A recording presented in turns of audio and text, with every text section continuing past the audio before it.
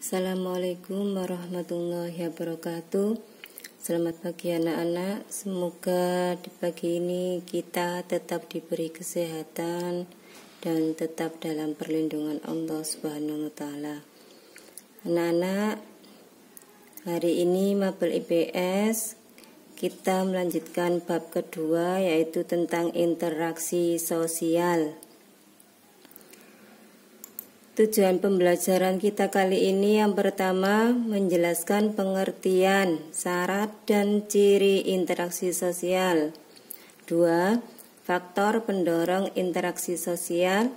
3. Bentuk-bentuk interaksi sosial. Apa sih yang dinamakan interaksi sosial?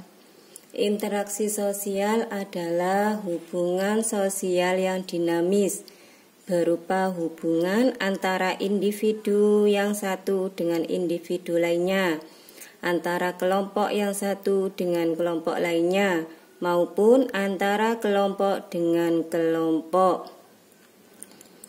Setelah kita membahas tentang pengertian interaksi, sekarang syarat-syarat terjadinya interaksi sosial. Syarat terjadinya interaksi sosial itu harus ada 1. Kontak. Kedua, komunikasi. Itu termasuk syarat terjadinya interaksi sosial.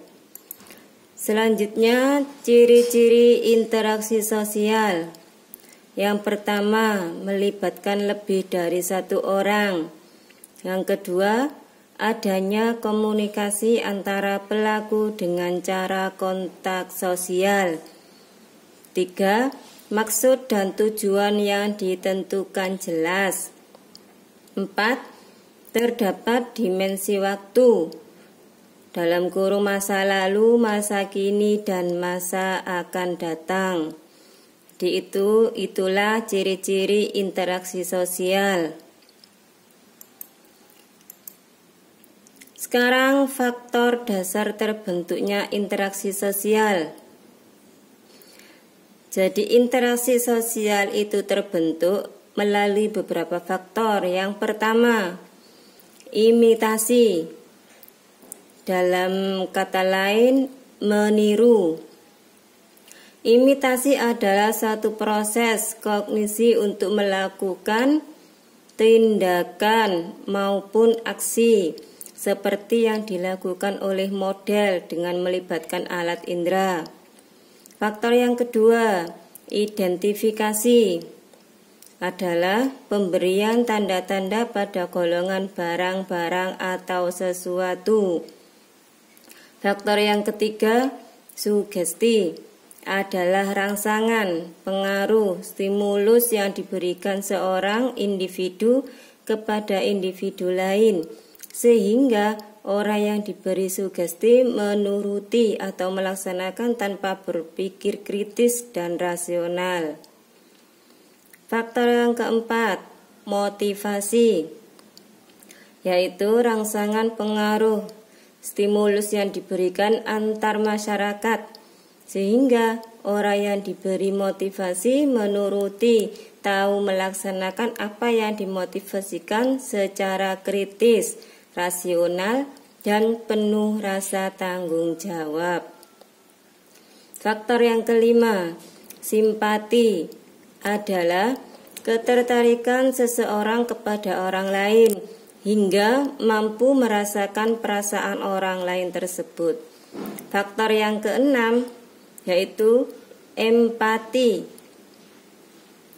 Empati adalah mirip dengan simpati, akan tetapi tidak semata-mata perasaan kejiwaan saja. Sekarang bentuk interaksi sosial. Bentuk interaksi sosial itu ada 2.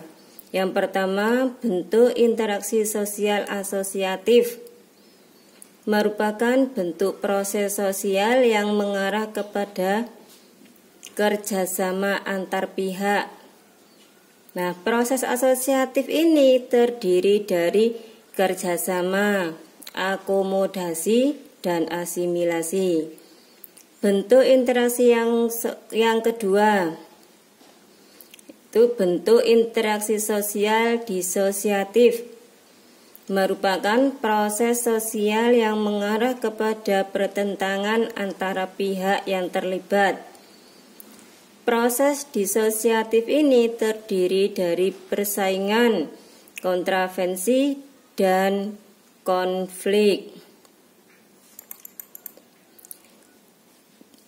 Itulah tadi bab interaksi sosial.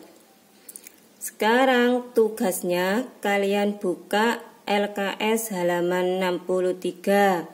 Di situ ada tugas mandiri. Dikerjakan di buku tulis bisa atau di LKS langsung juga bisa. Terima kasih. Assalamualaikum warahmatullahi wabarakatuh.